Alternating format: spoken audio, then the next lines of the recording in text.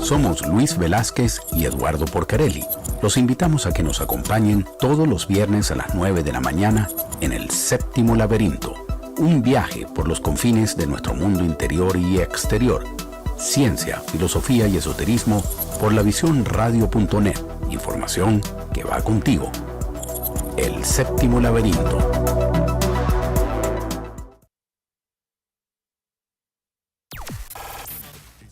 Hoy les queremos invitar a un viaje fascinante y necesario hacia un terreno donde la tecnología, la ética chocan, se entrelazan y a veces desafían mutuamente.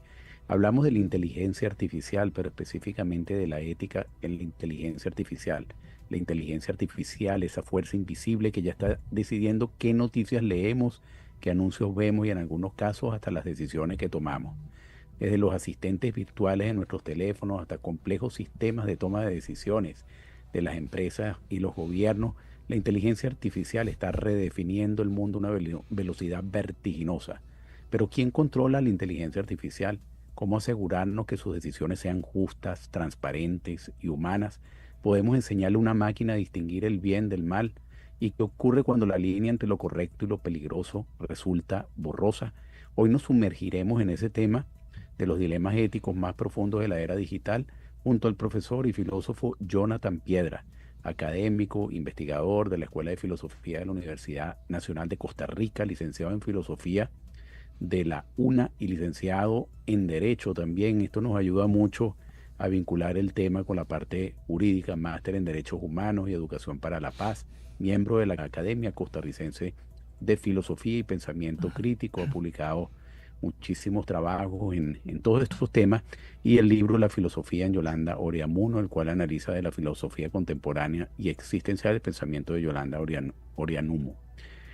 Finalmente, bueno, es posible crear una inteligencia artificial verdaderamente ética o estamos jugando con fuerzas que no comprendemos del todo todavía.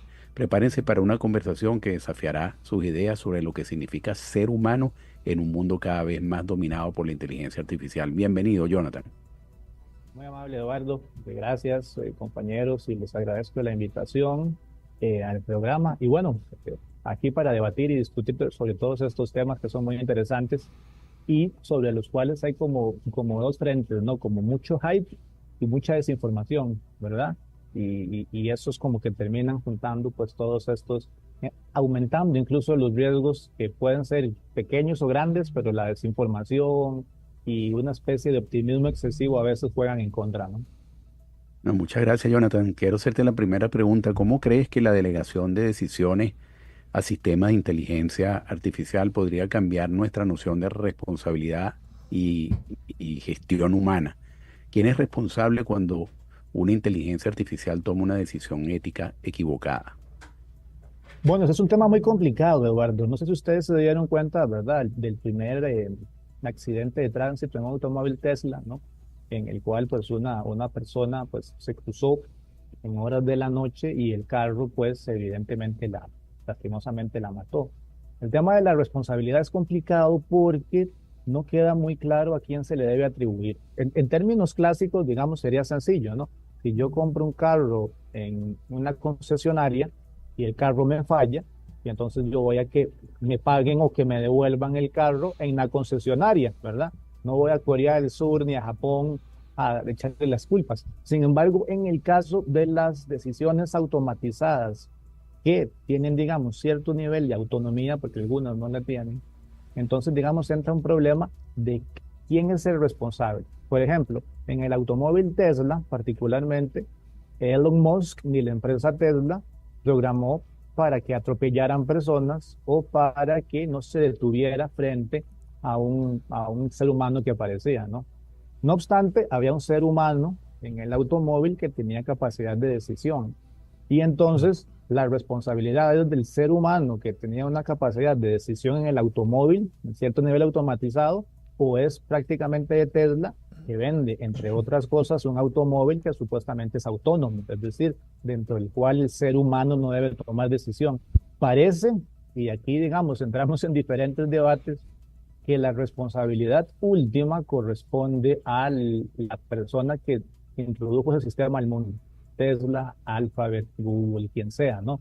Lo que pasa es Interesante. que en el mundo no, en el mundo, digamos, práctico no es tan sencillo. Por lo menos hace unos cuantos años el Parlamento Europeo, en una norma que se llamaba Normas sobre Derecho Civil y Robótica, creó una especie de personalidad electrónica. Y esta personalidad quería decir que, por ejemplo, el responsable de ese homicidio era el carro, ¿no? Mm, No Tesla ni la persona, sino el carro, ¿verdad? Y entonces, por lo tanto, ¿cuál sería el castigo? No sé si tiene sentido. No sé, destruir el carro, dañar el carro, ¿verdad? O algo así. Evidentemente eso no fue bien visto, ¿verdad? No tuvo, pues, digamos, algún apoyo, pero notemos como legislaciones top en el mundo, ¿verdad? Que la Unión Europea va a la cabeza con eso, ¿verdad? Y toma estos debates y no quedan claros, ¿no? Imaginemos la legislación en Estados Unidos, que prácticamente es inexistente a partir, exceptuando algunas actas de Biden y otras cosas, ¿verdad? Pero realmente como que no hay mucha información clara, porque la clave de todo esto no es tanto a quién le atribuyo responsabilidad, sino más bien cómo la evito, ¿no? ah, muy ¿Cómo bien. evito pagar las cosas? ¿Cómo evito hacerme responsable?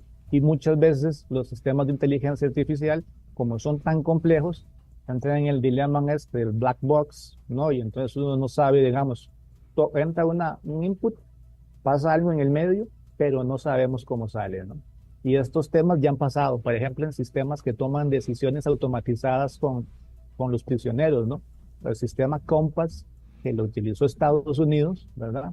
En algún momento, para decidir si da libertad condicional en función de la reincidencia, le negaba la libertad condicional mayoritariamente a personas afro y latinas y no se sabía realmente por qué, ni cómo, ni de qué manera, ¿verdad? Porque el sistema era tan complejo, analizaba tanta información en tiempo real, que la única conclusión que se llegó es que estaba sesgando la información, ¿verdad? En función de estereotipos y prejuicios que ya existen. Buenos días, Jonathan. Un placer que estés con nosotros aquí en Séptimo Laberinto. Y sobre todo en un tema tan complicado y tan discutido hoy en día. Pero hay cosas que me surgen sobre este tema, como por ejemplo, es que la definición tradicional de ética ha variado con el surgimiento de la inteligencia artificial. Y es que sus principios fundamentales han variado ese concepto. Bueno, hola, ¿qué tal? Buen día. Bueno, yo diría que no. Lo que pasa es que se utiliza de manera muy light, ¿no? De manera muy antojadiza y de manera bastante arbitraria, ¿no? Pues, por ejemplo, Google tiene consejos de ética, comités de ética, ¿no? Alphabet también, ¿no? No sé si Pérez los tiene, digamos, pero esos consejos de ética básicamente son como una especie de, no sé, de washing, ¿no? Como de lavado extraño, ¿no? Para fundamentar que están haciendo cosas correctas.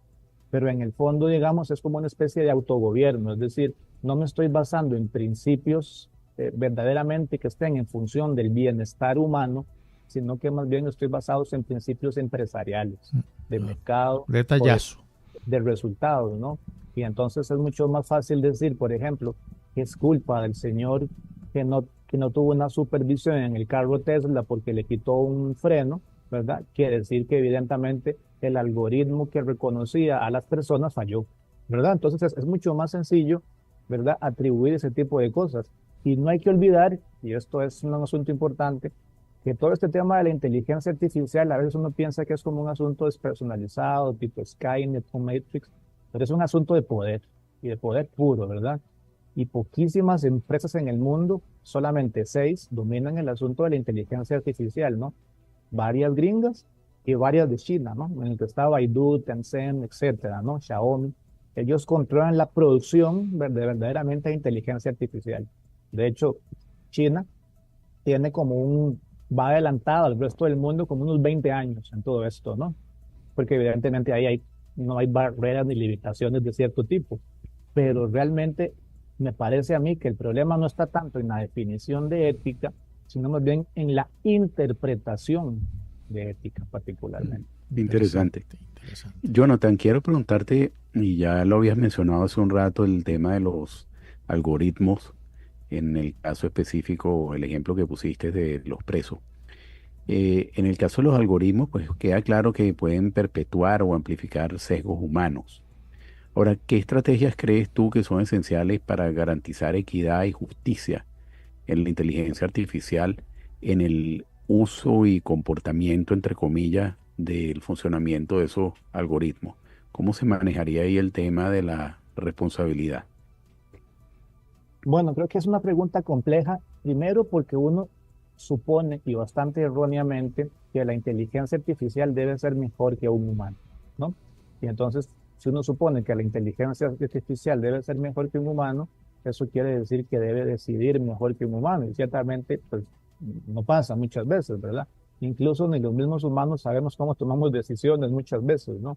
Es decir, digamos, al azar, ¿verdad? Y entonces ha existido algunos métodos, pero ninguno es realmente garante del 100%, ¿no? Existe lo que se llama los sandboxes, ¿verdad? Que son como, digamos, una aplicación virtual en el que usted lanza en ese entorno un sistema o una aplicación para probar, digamos, de manera hipotética su funcionamiento. Entonces, supuestamente usted puede ver ahí los fallos, si genera sesgos, si no genera sesgos, si hay problemas, si hay dificultades, etcétera, ¿no? Y digamos, eso es como una cuestión a posteriori, ¿no? A posteriori, es decir, ya es la inteligencia artificial del sistema, entonces la lanzo al mundo para ver si funciona. No obstante, una forma correcta y verdadera de que esto pueda tener alguna aplicación real es que los ingenieros informáticos, los programadores y los diseñadores trabajen con especialistas a la par para que puedan concebir los problemas. Porque ciertamente un informático, un ingeniero, no tiene la capacidad disciplinar suficiente para ver los posibles problemas tecnológicos. Ellos están entrenados simplemente para ver problemas técnicos. Eso es disciplina, no es culpa de ellos, ¿verdad? Y entonces no pueden ver las implicaciones sociales, ¿verdad? Porque Claro. inevitablemente, quiera o no, cualquier programa informático o cualquier sistema automatizado inevitablemente va a tomar los sesgos ya existentes. La única forma de que eso no exista es que los seres humanos no tuviéramos sesgos y eso no es posible, ¿no? Entonces, se puede limitar y se puede reducir, pero la clave principal es que usted sepa por qué produjo ese sesgo, de qué manera ese sesgo se puede limitar y cómo se puede reducir. Alguna gente también dice, bueno, es que si los entrenamos con datos, entonces tal vez deberíamos ampliar la muestra estadística, hacer más amplia, meter más variabilidad, pero eso, digamos, no quita el problema al sesgo, simplemente lo va eliminando o incluso es peor, reduce el problema al sesgo a un problema técnico, pero los sesgos, la discriminación no son problemas técnicos, afectan a personas concretas específicas, ¿no? Si, por ejemplo, yo voy a pedir un préstamo, o por ejemplo, usted va a pedir un préstamo, Eduardo, con un sistema automatizado y se da cuenta que es amigo mío y que yo soy mala paga, entonces a usted no le dan el préstamo por mí, ¿verdad? No por usted, no se lo dan por mí. Y así funcionan los sistemas de seguros automatizados, becas, ¿no? En esa lógica, y uno realmente no sabe, digamos, el sesgo es, soy yo que soy mala paga, pero no tiene que ver nada con usted, ¿verdad? Qué Entonces, en bueno. esa lógica, lo que la persona debería hacer, o el informático o el ingeniero, es determinar, ¿verdad?, los posibles problemas éticos, que eso se llama ethical by design, ¿no? Que es plantear o diseñar el software con una perspectiva anticipada. Es muy complicado, es imposible, no se puede anticipar todo, pero por lo menos hay una visión de perspectiva. Mientras que en la otra es soltémonos al mundo y ver qué pasa. Claro, claro, interesante, interesante. Jonathan, eh, en un mundo en donde la inteligencia artificial recopila datos, los analiza y en grandes cantidades, datos personales sobre todo, ¿cómo se puede equilibrar la innovación tecnológica con la protección de la privacidad individual que está tan cuestionada hoy en día? Ya la palabra está desapareciendo lentamente, pero está desapareciendo. Sí, bueno, eso es un tema complicado también porque hay como dos grandes visiones de eso. Bueno, tres. La visión, digamos, europea, que es la de la Unión Europea, en la cual, digamos, los datos personales son de los dueños, ¿verdad? Y protegen no únicamente la privacidad, sino la intimidad. Luego está la visión estadounidense, en la que básicamente no hay regulación, lo que hay es una autorregulación de las empresas propiamente, ¿no? Y luego está la visión china, que nadie habla porque China siempre es lo malo Claro, del mundo, claro. ¿verdad? Pero la visión china me parece que es una visión, digamos, interesante porque ellos entienden la privacidad de forma colectiva. Y tal vez esto valdría la pena mencionarlo. Usualmente se entiende la privacidad como la no intromisión de terceros en su vida, ¿no? Y entonces, por ejemplo, el gobierno de Estados Unidos no puede meterse a revisar sus datos, su teléfono, a menos que tenga una causa justa, ¿no? Las empresas no pueden utilizar sus datos para cosas diferentes a las cuales ustedes los dio. Sin embargo, cuando, no sé si ustedes han visto, pero si ustedes tienen, al igual que yo, un aparatito que es el teléfono móvil, nosotros cedemos nuestros datos voluntariamente, se los regalamos a todas las empresas para que hagan lo que se les antoja, ¿no? Si ustedes ven el disclaimer de eso, da terror lo que pueden hacer con nuestros datos y con nuestra información, ¿no? Y entonces el asunto acá es que quizá entendemos la privacidad desde un punto de vista individual, pero la privacidad debería entenderse desde un punto de vista colectivo, ¿no? La información de Eduardo lo afecta también a usted porque tiene su número. Y no únicamente a usted, a sus amigos, a sus familias, a sus primos, a sus tíos, a sus abuelos, etcétera, ¿no? Entonces entendemos la privacidad como un enfoque individual, pero debería entenderse como una perspectiva social y colectiva, ¿no? Es decir, yo no puedo tener privacidad si tampoco la tiene Eduardo. No la puede tener Eduardo si le falta a usted, ¿no? Y entonces ese enfoque social va más allá de meramente evitar que las empresas utilicen los datos para cosas que no son válidas, que cuando usted lee la declaración se da cuenta que pueden hacer cualquier cosa, sino para entender el concepto de privacidad como un derecho social, ¿verdad? Y cuando digo social no debe entenderse como marxismo o comunismo, ¿no? Que esto es como que lo que siempre salta cuando alguien dice social, ¿verdad? Sino más bien como un asunto de la comunidad entera, es decir, una protección de todos, ¿verdad? Y esa protección de todos es lo que finalmente va a permitir que yo tenga privacidad, ¿no? Porque si los demás estamos protegidos, yo también estoy protegido, ¿no? Entonces, cuando lo vemos en un punto de vista individual, es muy fácil que cualquiera viole la privacidad, porque realmente es un concepto muy, muy difícil de aplicar, ¿verdad?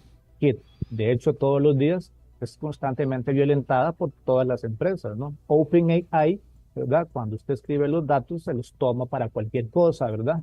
Facebook o Meta utiliza los posts de Facebook para entender la inteligencia artificial, los WhatsApp, Instagram, ¿verdad? Y que yo sepa, pues prácticamente ninguno probó eso, ¿verdad?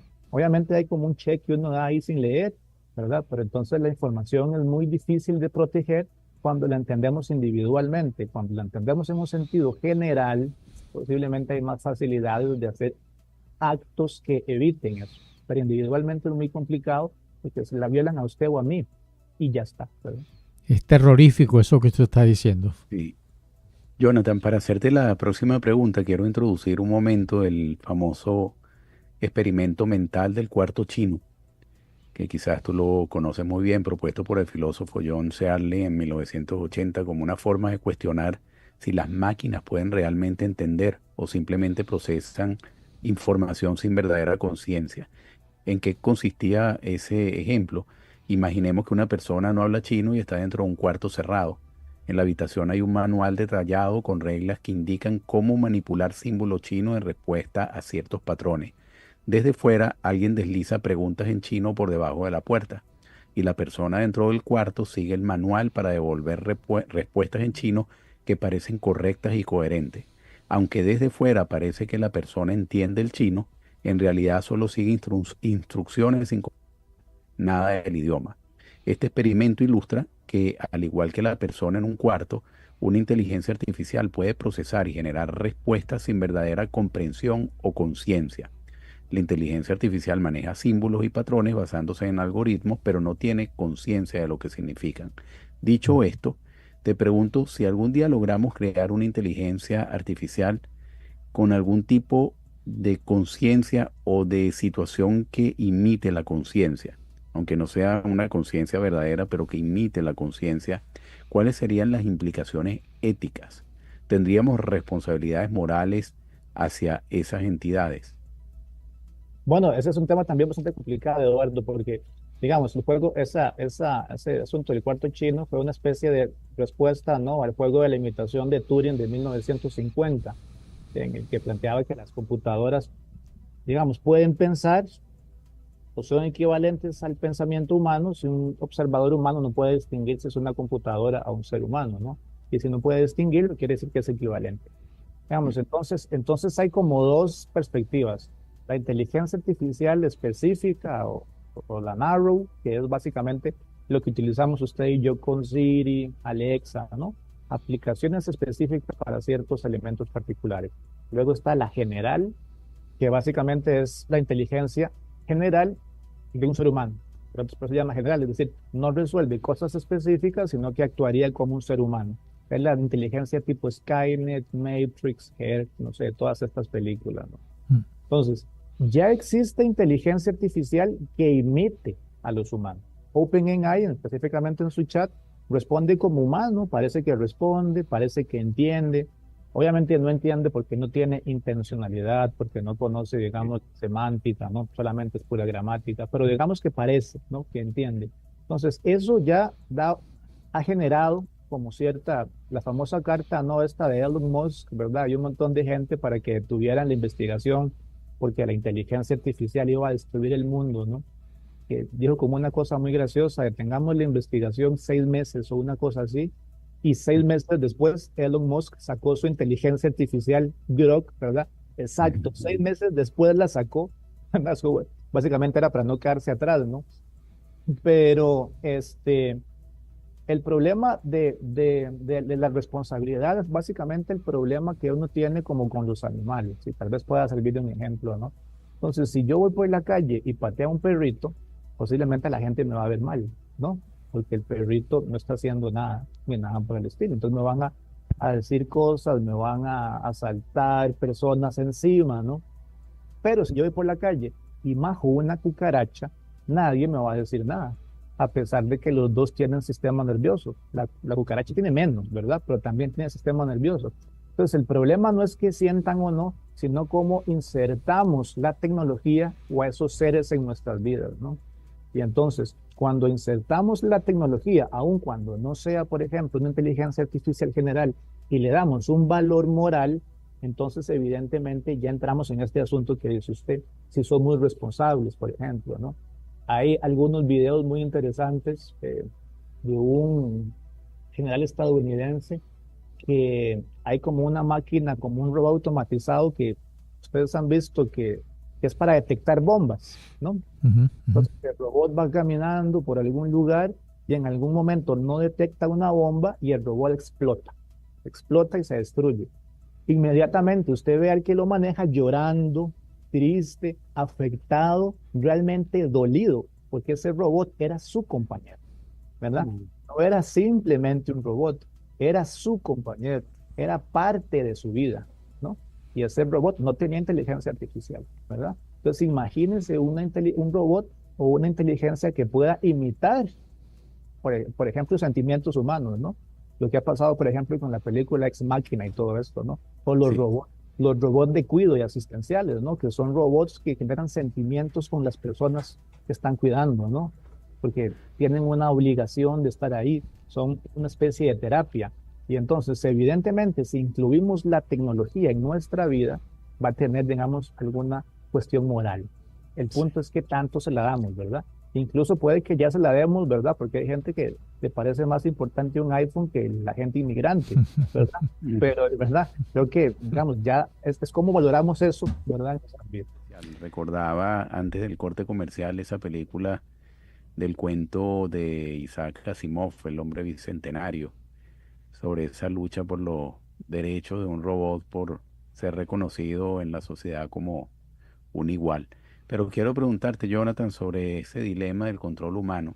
Nosotros deberíamos poner límites claros al desarrollo de la inteligencia artificial para evitar escenarios de pérdida de control, como la famosa singularidad tecnológica. ¿Qué tipo de regulaciones crees que serían necesarias? Porque hace un rato estábamos comentando, o tú estabas comentando ese caso específico de la tregua por unos meses para evaluar mejor esos avances, pero en mi opinión son avances indetenibles. Tienen que haber otras alternativas para establecer algún tipo de regulación. ¿Cómo ves tú ese tema, Jonathan?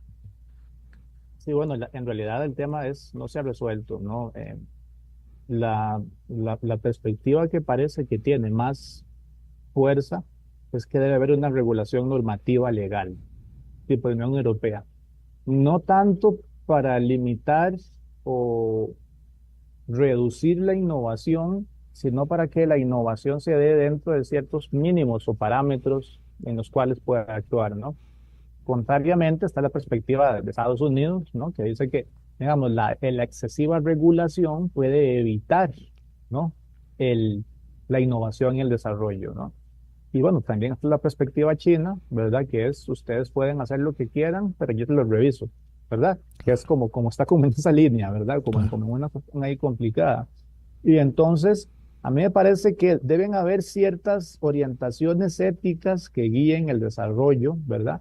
Pero al final de cuentas deben haber una decisión política, ¿verdad? De los policy makers, ¿verdad? De cuál debe ser la visión de mundo que queremos, porque no es tanto únicamente introducir la tecnología por introducirla, sino que es el mundo que queremos, ¿no?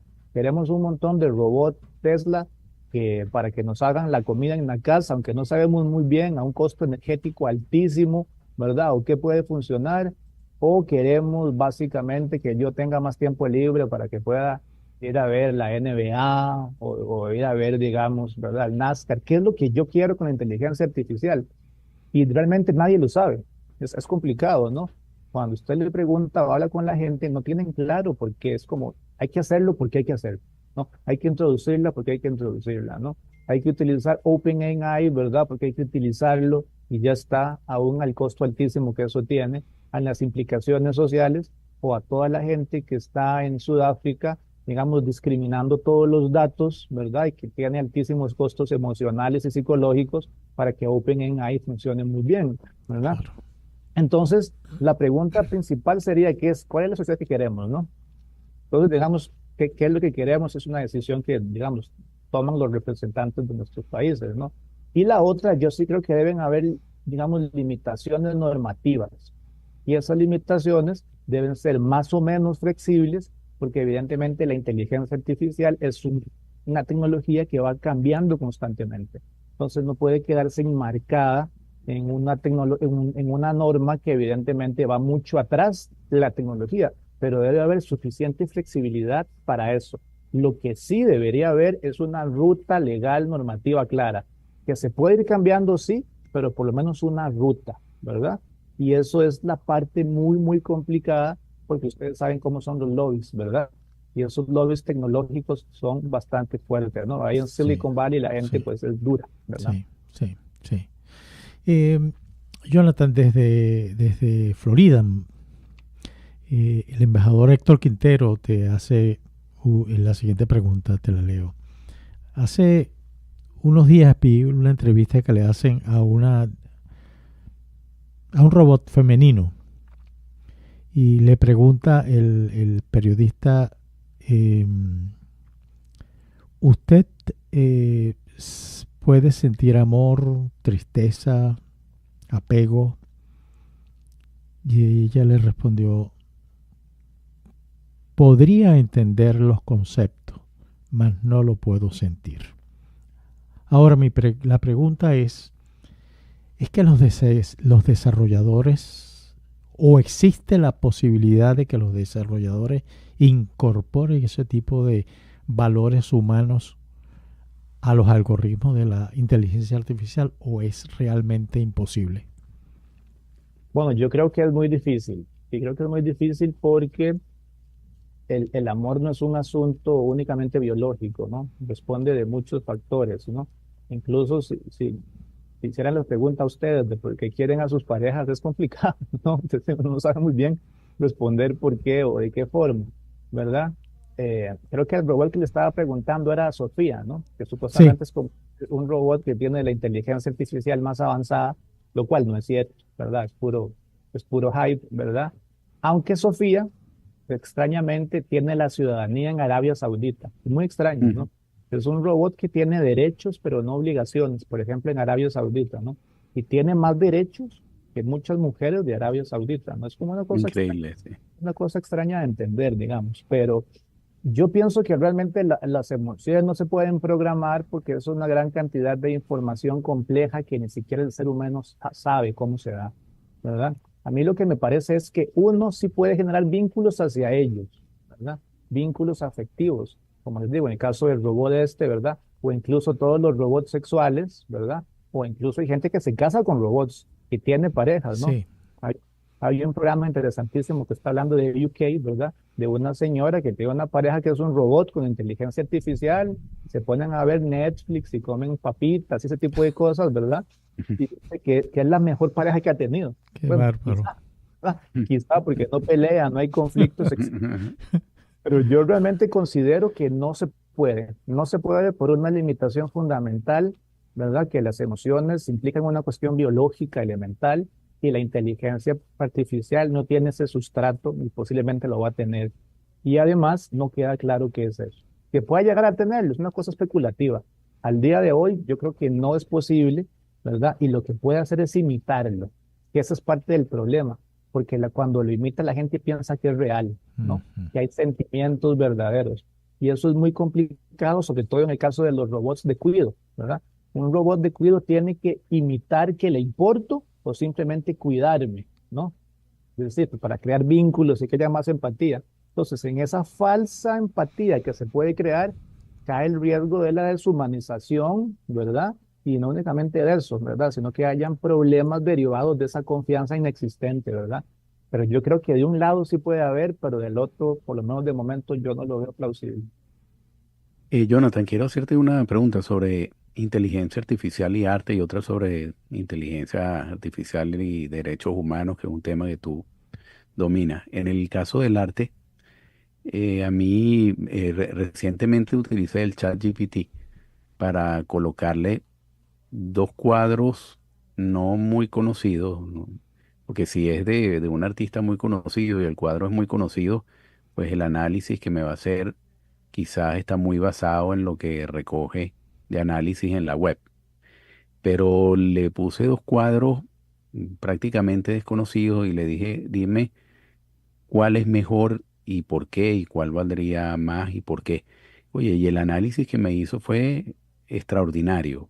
Una cosa que me dejó impactado, ¿no? En manejo de colores, flujos, de una cantidad de información y por qué consideraba que uno debía ser más costoso que el otro. Pero al mismo tiempo de ese tipo de uso uno encuentra que hay creación de obras artísticas por la inteligencia artificial y entonces eso plantea preguntas importantes sobre la autoría, la creatividad, el valor del trabajo humano. ¿Cómo ves tú que afecta la inteligencia artificial nuestra comprensión del arte y la creatividad y hasta qué punto y qué implicaciones éticas deberían estar ahí de por medio? Porque entonces encuentras un escritor de una novela que se inspiró y se fajó y otro que presenta algo creado por inteligencia artificial o lo mismo en los cuadros y ese ejemplo de hace poco una obra que ganó un concurso de cuadros y resulta que había sido hecha con inteligencia artificial. Eso por un lado. Y por el otro lado, la de los derechos humanos. ¿Cómo crees tú que la inteligencia artificial puede promover como amenazar al mismo tiempo los derechos humanos? ¿Qué marcos éticos deberían guiar su desarrollo para manifestar el bienestar global? ¿Es posible que nos planteemos un juramento ético para los desarrollos de inteligencia, desarrolladores de inteligencia artificial, así como los médicos hacen su juramento? Eduardo, discúlpeme que le agregue algo a a tu pregunta y Jonathan, perdona que te recarguemos, pero es que el tema es muy importante y lo que pregunta Eduardo, pues me vino a la cabeza dos cositas. ¿Cómo afecta esto a a los derechos de autor y a la propiedad intelectual? Gracias.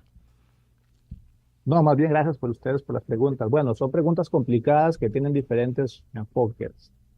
Em, la primera es que casualmente y contrariamente a lo que uno ha pensado, algunos de los principales empleos que se han perdido son los creativos, ¿no? Son los artísticos. no fueron los abogados ni la parte mecanizada de la administración, sino los creativos y artísticos, ¿no?